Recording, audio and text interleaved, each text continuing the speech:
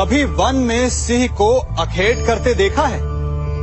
हमें लगता है कि सिंह तेजस्वी है, बलशाली है, तीव्र है, इसलिए वो अखेट कर पाता है। परंतु इस अखेट के दूसरे पक्ष को भी देखने का प्रयास कीजिए। सिंह अखेट तभी कर पाता है जब हिरण आस छोड़ देता है, जब वो भागना बंद कर देता है, जब वो संघर्ष करना छोड़ देता है। सिंह हिरण की मृत्यु नहीं चुनता, हिरण स्वयं अपनी मृत्यु चुनता है। ठीक उसी प्रकार असफलता हमें नहीं चुनती, हम असफलता को चुनते हैं। ये हम ही हैं जो आशा को छोड़कर संघर्ष करना छोड़ देते हैं और भाग्य का अखेट बन जाते हैं।